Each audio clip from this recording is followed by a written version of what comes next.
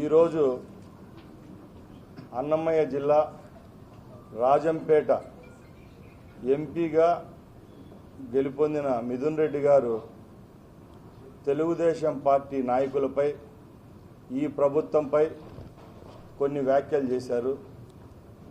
దీని విషయంలో ప్రజల దృష్టికి అలాగే ఈ రాష్ట్రంలో ఉన్న ఎందరో ఓటర్లు తెలుగుదేశం పార్టీ అలాగే మా నాయకులు పెద్దలు ముఖ్యమంత్రి వర్యులు చంద్రబాబు నాయుడు గారి నాయకత్వంపై గౌరవంతో మొన్న దేశ చరిత్రలోనే ఎక్కడా లేని విధంగా అధికారాన్ని కట్టబెట్టడం జరిగింది. ఈరోజు వైసీపీలో 11 మంది శాసనసభ్యులు గెలిచి అధికారికంగా ప్రతిపక్ష హోదా కూడా కోల్పోవడం జరిగింది.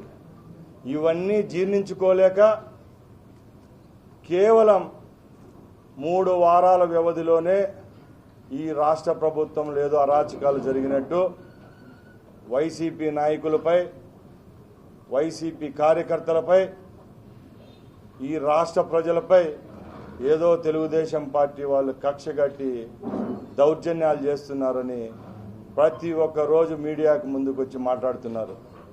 నేను ఒకటే చెప్తున్నా, ఈరోజు రాయలసీమ జిల్లాలోనే ఒక మాఫియాగా తయారైన పెద్దిరెడ్డి కుటుంబం అనేది మీ అందరికీ తెలుసు.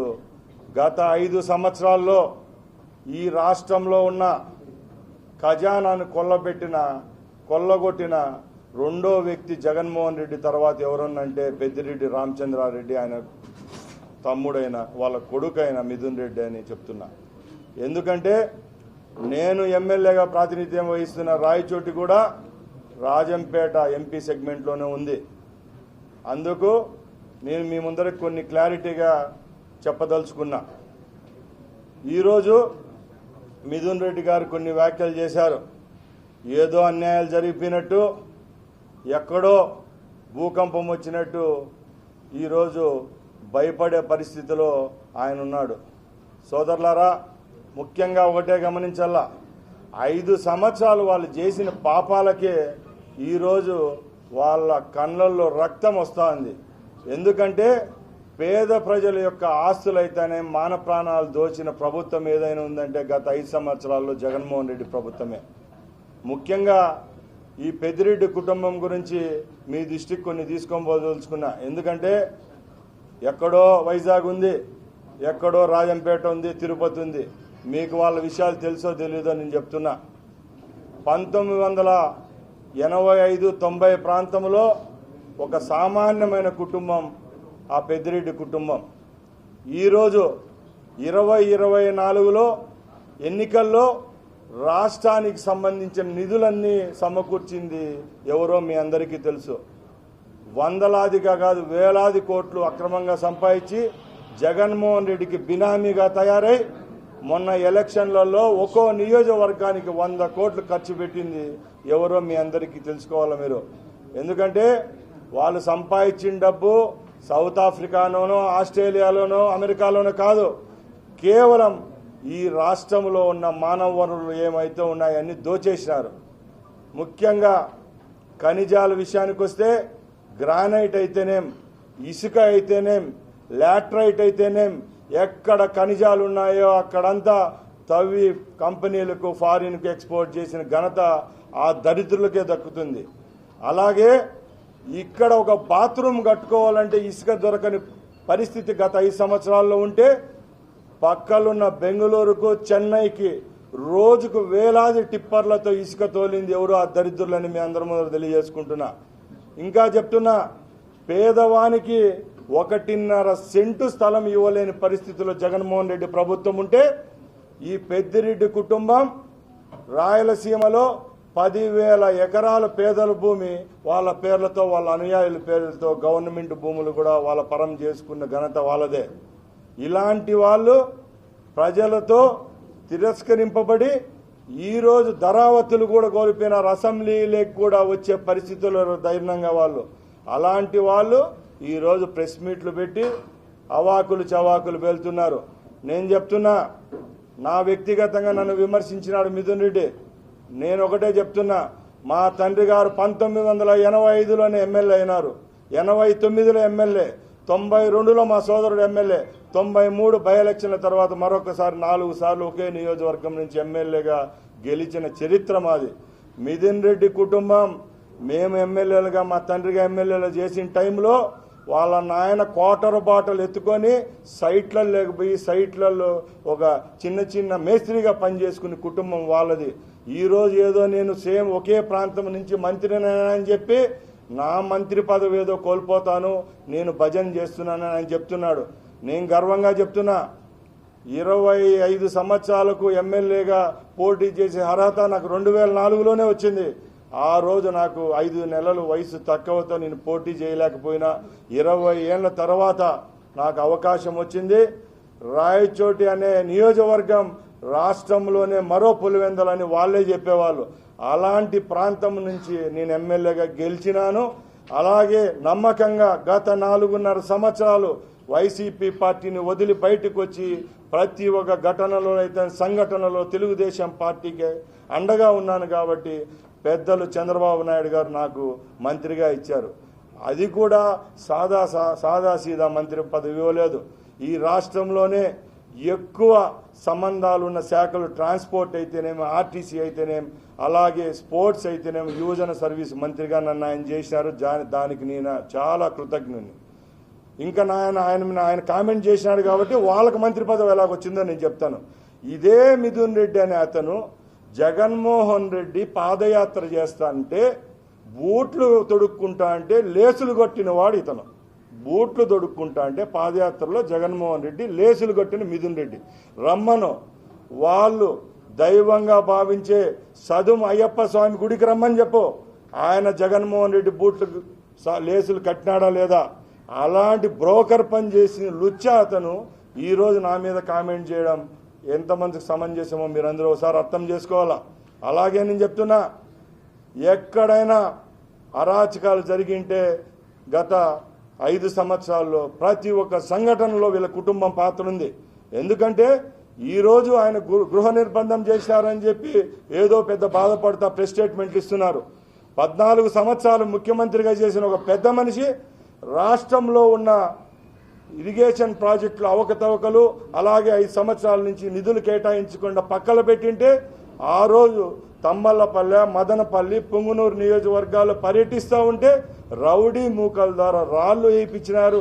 సరైన సెక్యూరిటీ ప్రొవైడ్ కూడా చేయలేని ఘనత, దరిద్రం వీళ్ళకే దక్కుతుంది. అలాగే మా యువ నాయకులు లోకేష్ బాబు పాదయాత్ర చేస్తూ ఉంటే వాళ్ళ నియోజకవర్గాల్లో క్యాంప్ వేసుకునేదానికి 2-3 ఎకరాల భూమిని కూడా ఒక్కరోజు ఎవరైనా రైతులు కానీ అభిమానులు ఇస్తూ ఉంటే ఆర్డీఓలను, ఎంఆర్ఓలను అందరినీ పురిగొల్పి అక్కడ టెంట్ వేసుకోలేని పరిస్థితి సృష్టించింది కూడా ఈ దరిద్రులే. అలాంటి వాళ్ళు ఈరోజు వాళ్ళకి ఏదో కష్టాలు వచ్చినాయి, వాళ్ళు ఇంట్లో ఉండి బయటికి రాలేని పరిస్థితిలో మా మీద నెపం వేస్తున్నారు. ఈరోజు సంఘటన కూడా చెప్తున్నా, పుంగనూరులో రిగ్గింగ్ చేసుకొని ఓటుకు 5,000, 10,000 పంచి అక్కడ మా క్యాండిడేట్ రామచంద్రారెడ్డి గారు ఎవరైతే ఉన్నారో 6,000తో ఓడిపోతే, అలాంటి నియోజకవర్గంలో మొన్న వాళ్ళ తండ్రి గారు పర్యటిస్తా అంటే చాలా మంది బాధతో వీళ్ళతో ఎవరైతే నష్టపోయి ఉంటారో వాళ్ళంతా అడ్డుకుంటే వాళ్ళ తండ్రి ఎక్స్ మినిస్టరు ఆ పొంగునూరు నుంచి వెళ్ళిపోవడం జరిగింది. ఈరోజు ఆయన ఏదో వాళ్ళ కార్యకర్తలను పరామర్శించేదానికి ఒక ప్రోగ్రాం పెట్టుకొని పొద్దున్న పొంగునూరు పోతానంటే అధికారికంగా అక్కడున్న వ్యవస్థ ఎవరైతే ఉంటారో ఎస్పీ గారు అయితేనే కింద స్థాయి ఉద్యోగులు ఇప్పుడు ఎలక్షన్లు జరిగి తక్కువ కాలం అయింది కాబట్టి ప్రజల్లో కోపోద్రేకాలు ఉన్నాయి, మీరు పోవద్దని చెప్పడం తప్ప అని అడుగుతున్నా. మీరు ఒక సంఘటన గురించి ఇంతగా బాధపడితే గత 5 సంవత్సరాలుగా రాష్ట్రంలో ఉన్న ప్రజలైతేనేం తెలుగుదేశం పార్టీ కార్యకర్తలను నరకం చూపించింది ఎవరో మీకు అందరికీ తెలుసు. అలాంటి వాళ్ళు ఈరోజు బయటకు వచ్చి అవాకులు చవాకులు పేలడం చాలా తప్పని మిథున్ రెడ్డి గారికి మరొక్కసారి హితవు పలుకుతున్నాం. మేము వాళ్ళ ప్రభుత్వంలో లాగా ఏమంటారు ఒక దరిద్రమైన మంత్రులు పెట్టుకొని ప్రతి ఒక్కరిపై కామెంట్లు చేయడం, సోషల్ మీడియాలో చెడ్డగా పెట్టడం మా ప్రభుత్వం వల్ల కాదు. ఎందుకంటే మాకు మా నాయకులు చంద్రబాబు నాయుడు గారు ఒకటే చెప్పారు, ఈరోజు ఎన్ని శాఖలకు ఎందుకు మంత్రులు ఇచ్చినారో పొద్దున్న లేస్తే సాయంత్రం వరకు మీరు ప్రజలతో ఉండండి. ఏ శాఖ మీకు కేటాయించినామో గుడ్డిగా సంతకాలు పెట్టద్దండి. జగన్మోహన్ రెడ్డి ప్రభుత్వం లాగా గంగిరెద్దులాగా మంత్రులు పనిచేసినారు, మీరు అలాగా ఉండొద్దని ఫస్ట్ రోజే ఫస్ట్ క్యాబినెట్లో ఆయన చెప్పాడు. మేము కూడా చెప్తున్నా, 14 రోజులు ఆయన ఛార్జ్ తీసుకొని నేను ఈరోజు ఒకటే గర్వంగా చెప్తున్నా. మొన్న విజయవాడ బస్టాండ్కి పోతే అక్కడున్న విద్యార్థులు వాళ్ళతో ఇంటరాక్ట్ అయితే చెప్పారు, గత ప్రభుత్వంలో ఎవరు రవాణా శాఖ మంత్రి కూడా తెలియని దుస్థితి 5 ఏళ్లలో ఉండింది. ఈరోజు ఒకటే చెప్తున్నాం, ఈ 14 రోజులు ఏ పోర్ట్ఫోలియోలు తీసుకున్నామో ప్రతి ఒక్క దగ్గర ప్రజలతో అలాగే అధికారులతో సమీక్షలు నిర్వహిస్తున్నాం.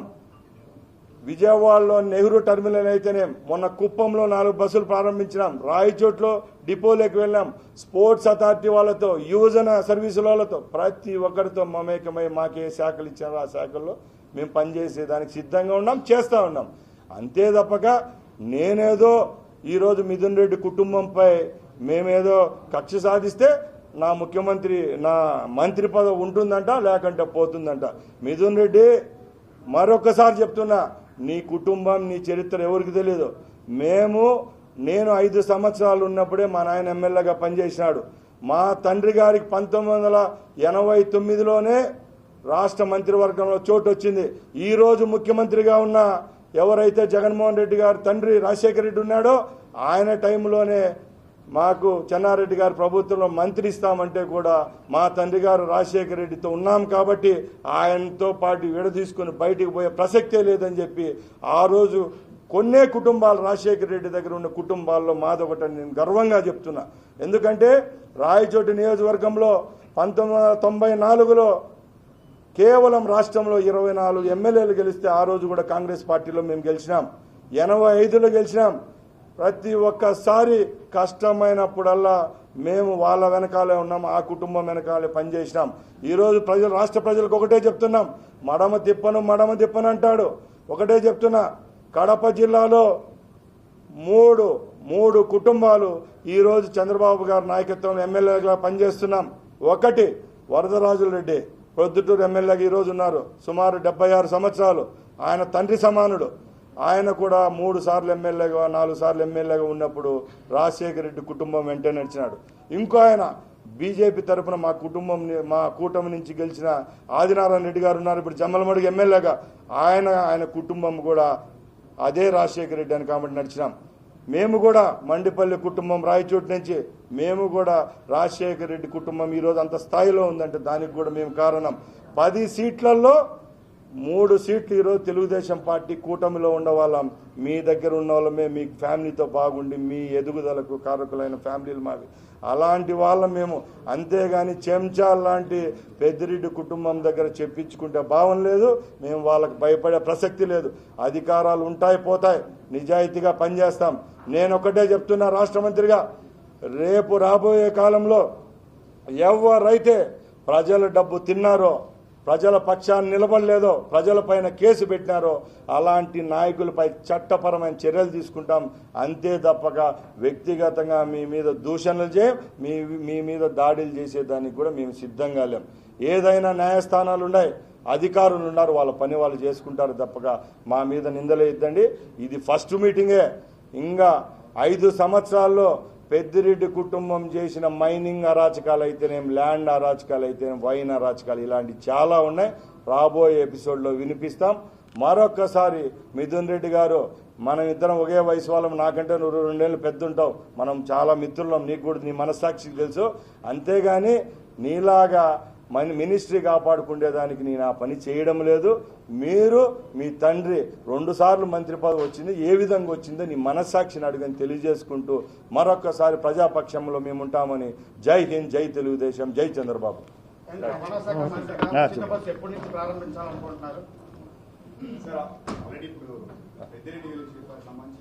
ప్రైవేట్ అవును సార్, అవును సార్, అవును సార్,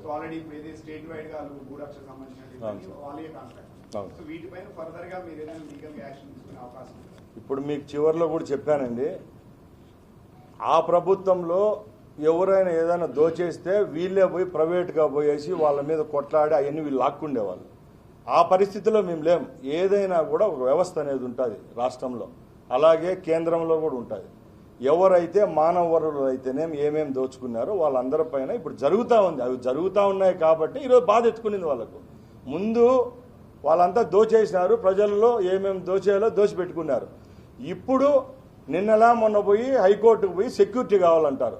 ముందు తెలుగుదేశం పార్టీలో ఎందరో ఎక్స్ఎమ్మెల్యేలు, ఎమ్మెల్యేలు, ప్రజాపక్షం నుంచి లీడర్లు ఎందరో ఉంటే వాళ్ళందరికీ గన్మ్యాన్లు బీకేసి వాళ్ళని చంపింది వీళ్ళు కదా. ఈరోజు చట్టపరంగా ఎవరికి గన్మెన్ లేవల్లా, ఎవరికి ఇవ్వకూడదు అది తేల్చేది మేము కాదు, పోలీస్ అధికారులు ఉంటారు, కమిటీలు ఉంటాయి, ఆ కమిటీలు తేలుస్తాయి అంతే. దానిని కాదని చెప్పి మీరు హైకోర్టు ఆర్డరించి మాకు ప్రాణభయం ఉందంట, ఈరోజు నేను చచ్చిపోయినా కూడా మా ఇంట్లో 10 మంది ఉన్నారని ఆయన ఒప్పుకున్నాడు. ఆయన చంపేదానికి సిద్ధంగా లేం. వైసీపీ వాళ్ళ నాయకులు ఎవరన్నా చంపేది ఒకటి, ఆ కుక్కను చంపేది ఒకటే. కాబట్టి అలాంటి చర్యలు మేము చేసేదానికి సిద్ధంగా లేం. అలాగే మీరు అడిగింది నేను చెప్తున్నా, ఈ మేనిఫెస్టోలో అయితేనే మా ప్రభుత్వం ఇచ్చిన హామీలలో ముఖ్యమైన హామీ మహిళలకు ఉచిత ప్రయాణం. గత 14 రోజుల నుంచి ఎన్నో మీటింగుల్లో, ప్రెస్ మీట్స్లో నేను ఒకటే చెప్తున్నా, మేము ఆరంభ సూర్యులం కాదు. జగన్మోహన్ రెడ్డి లాగా 108లు, ట్రాక్టర్లు, 104లు, చెత్త కుప్ప వెహికల్ అన్ని బెంజ్ సర్కిల్లోకి తీసుకొని వచ్చి ప్రజలకు ఇబ్బంది కలిగిస్తా, కుప్పం నుంచి శ్రీకాకుళం నుంచి విజయనగరం నుంచి అన్ని రోడ్లన్నీ పెట్టి అధికారులందరినీ ఏడిపించి ఒకే రోజు ఓపెనింగ్ చేస్తాడు. మళ్ళా 300 రోజులు చిల్లరికి రోజుల్లో ఆ సేవలు అందించే పరిస్థితి లేదు. మేము చేస్తాండేది ఏంటంటే ఏ పథకాన్ని ఇంప్లిమెంట్ చేస్తామో ఆ పథకాన్ని క్షుణ్ణంగా పరీక్షిస్తున్నాం. ఇప్పుడు తమిళనాడు అయితేనేం, కర్ణాటక అయితేనేం, తెలంగాణలో ఆ సర్వీసులు ఇస్తూ ఉన్నారు. ఇప్పుడు మీరు హైదరాబాద్ పోయే వాళ్ళు ఎవరైనా ఒకసారి అడగండి, రోజు పేపర్లు వస్తుంది డిస్ట్రిక్ట్ ఎడిషన్లో, కొన్ని పొరపాట్లు జరుగుతున్నాయి. జీరో టికెటింగ్ అంటే ఎట్లా? బయట రాష్ట్రాల్లో కూడా ఈ రాష్ట్రాల్లో ఉంటారు, వాళ్ళకి ఆధార్ కార్డు ఉండదు, వాళ్ళు బస్సు ఎక్కితే ఎవరైనా దింపేస్తే లేడీస్ని ఏం చేయాలా? ఇవన్నీ సమస్యలు ఉన్నాయి. కాబట్టి అధికారికంగా 3 రాష్ట్రాల్లో పర్యటిస్తాం. 1 నెల లేట్ అయినా 1.5 నెల అయినా కూడా మేము ఇచ్చిన హామీని అయితే నెరవేర్చుకుంటాం. ఆయనలాగా ఏదైనా ఒకే రోజు రిబ్బన్ కటింగ్ చేసి వెళ్ళిపోయే పరిస్థితి లేదు. రేపు కూడా మీరు చూస్తున్నారు 4,000 కోట్ల రూపాయలు పెన్షన్ ఇచ్చేదానికి సిద్ధంగా ఉన్నాం. మైనస్లో ఉండే బడ్జెట్లో కూడా ఈరోజు 1వ తేదీ 2వ తేదీకి పెన్షన్లు, ఉద్యోగస్తులకు జీతాలు సుమారు 10,000 కోట్లు ఇచ్చేదానికి ప్రభుత్వం సిద్ధంగా ఉంది. మా నాయకుడు మొన్న కూడా క్యాబినెట్లో చెప్పారు, ఎక్కడ ఆడంబరాలు వద్దు, ఏమొద్దు, ఏ వార్డులో ఎక్కడ సర్పంచులు, ఎక్కడ మా నాయకులు ఉంటారో సెక్రటేరియట్ సిబ్బందిని పిలుచుకొని పంచమని చెప్పినాం. ఉచిత బస్సు అనేది లేడీస్కు ఇచ్చేదానికి అంత ఆనందంలో లేము. ఎందుకంటే ఈ రాష్ట్రంలో మగవారి కంటే ఓటర్లలో లేడీస్ ఇంకా కొంచెం ఎక్కువ ఉన్నారు. కాబట్టి ఆ మహిళామూర్తులందరూ ఓట్లు వేసినారు కాబట్టి అంత మెజారిటీ వచ్చింది. తప్పకుండా అందించేదానికి సిద్ధంగా ఉన్నాం. అలాగే రవాణా శాఖ మంత్రిగా నేను కూడా ఇస్తున్నా, కార్మికులు హ్యాపీగా ఉంటేనే ఏదైనా సిస్టమ్ బతుకుతుంది. ఆ కార్మికుల వ్యవస్థనే చంపేసినాడు. ఆయన పాదయాత్రలో ఏ శాఖల్లో ఎక్కడెక్కడ ఎక్కువ జనాభా ఉంటారు, ఎవరెవరు ఓటర్లు ఎక్కువ ఉంటారు చూసుకొని వాళ్ళందరికీ హామీలు, 3 హామీలు అన్నీ ఇచ్చినాడు. అధికారంలోకి వచ్చిన తర్వాత ఇదే ఏపీఎస్ఆర్టీసీని పూర్తిగా విలీనం చేయలేదు, అర్థంగా విలీనం చేసినాడు. ఏదాన్ని? రాష్ట్ర ప్రభుత్వం. ఈరోజు జీతాలు ఇస్తాండేది రాష్ట్ర ప్రభుత్వం. కార్పొరేషన్ మళ్ళా ఒకటి పెట్టినాడు, వాళ్ళ బంధువుని చైర్మన్గా పెట్టుకొని అక్కడ ఉండే భూములన్నీ బీఓటీ కింద అధికారికంగా అనధికారికంగా రాయిపించుకునే పరిస్థితి ఆయన చేసినాడు. కాబట్టి ఆర్టీసీలో ప్రక్షాళన అనేది జరుగుతుంది. అలాగే మా నాయకుడు ఒకటే చెప్పారు, ఆయన విజన్ మీ అందరికీ తెలుసు, రాబోయే 5 సంవత్సరాల్లో ఏపీఎస్ఆర్టీసీలో 100% ఎలక్ట్రికల్ బస్సులు నడిపించేదానికి కూడా ఈ రాష్ట్ర ప్రభుత్వం చర్యలు తీసుకుంటుంది. ఇది కొంచెం కేంద్రానికి సంబంధించిన ఇష్యూ, ఎందుకంటే అక్కడ రావాల్సిన సబ్సిడీలు ఇవన్నీ అవసరం. కాబట్టి ఇప్పుడు ఉండే బస్సులు కూడా ఎక్కువ పెంచితే, కాబట్టి ఎందుకంటే ఫ్రీ బస్ సర్వీస్ అంటే ఆటోమేటిక్గా ఈ పీపుల్ కూడా ఎక్కువ, జనాలు కూడా ఎక్కువ అయిపోతారు. కాబట్టి అవన్నీ ఆలోచిస్తున్నాం. తప్పకుండా రాబోయే నెలల్లోనే, అది వారాల్లోనే ఈ కార్యక్రమం చేపట్టడానికి రాష్ట్ర ప్రభుత్వం అలాగే ఏపీఎస్ఆర్టీసీ సిద్ధంగా ఉంది. ఇంకా నెక్స్ట్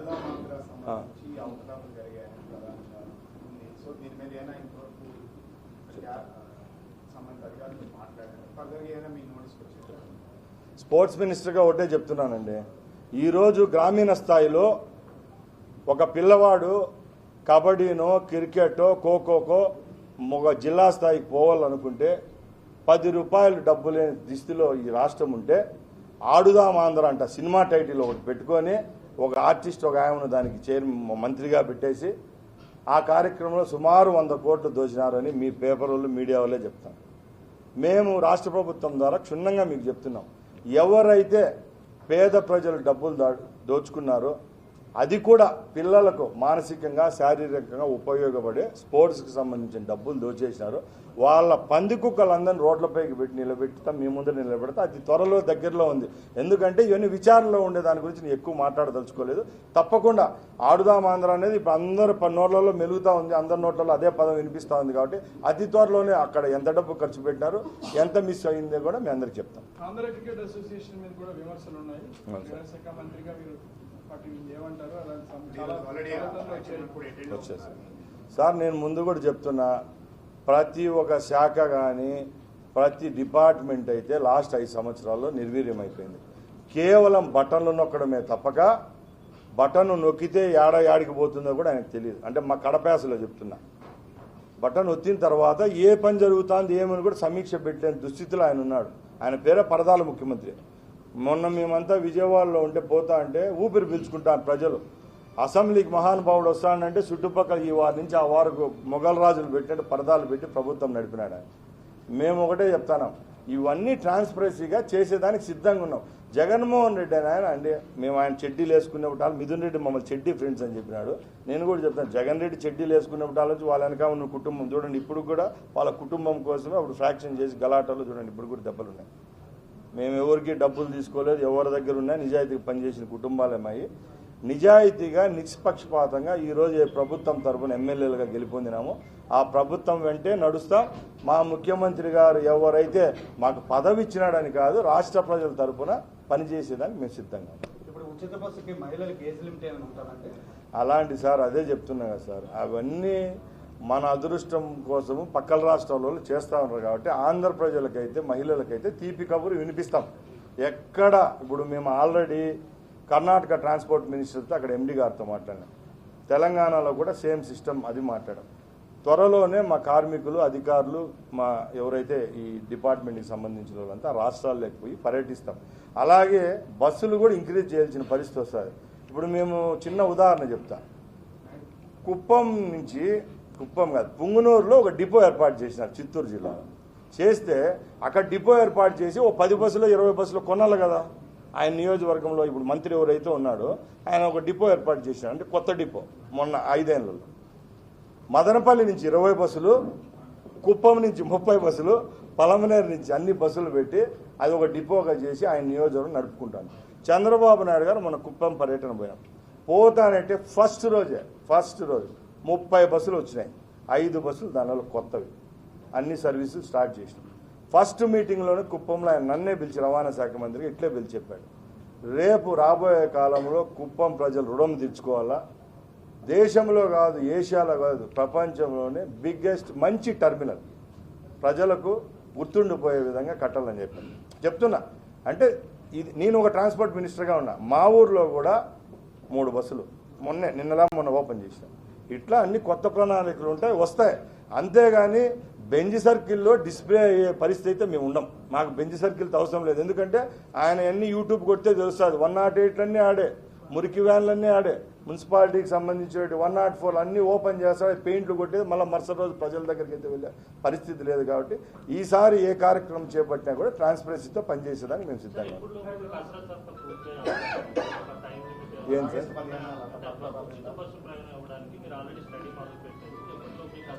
సార్, ఇప్పుడు రాష్ట్ర ఖజానా పరిస్థితి మీ అందరికీ తెలుసు.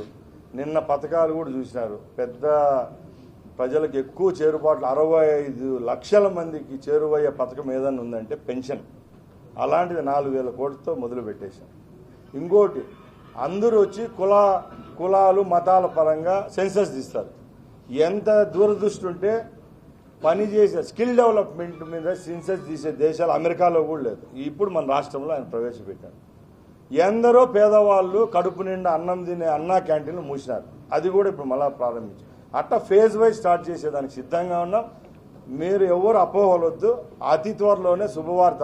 మీరు ఇదే చెప్పినారు కాబట్టి ఉచిత బస్సుకి అయితే రవాణా శాఖ మంత్రిగా వైజాగ్లోనే ప్రారంభిస్తాను, నేనే వస్తాను. మీరు ఈ క్వశ్చన్ ఎక్కువ అడుగుతున్నారు కాబట్టి ఎక్కడ మా నాయకులు ఎక్కడ ఓపెన్ చేసినా ఫస్ట్ వైజాగ్లోనే ఉచిత బస్సులు మహిళలకు ఇస్తా, అతి త్వరలో వస్తుంది. ఇదే సార్, ఇప్పుడు చూడండి సార్, చిన్న విషయం చెప్తాను, మీకు కూడా చెప్తాను. ఇప్పుడు చిత్తూరు జిల్లాలో ఈ కంపెనీ వచ్చింది సార్, పెప్పర్ మోషన్ అని ఒక కంపెనీ, వాళ్ళే తెచ్చారు సార్, వాళ్ళే ఆయన ప్రభుత్వంలోనే వచ్చింది. ఇప్పుడు జాకీని ధర్మేసింది ఎవరు సార్? జాకీ కంపెనీ ధర్మేసింది ఎవరు? లాస్ట్కి చెడ్డీల కంపెనీలు కూడా ధర్మేసినాడు.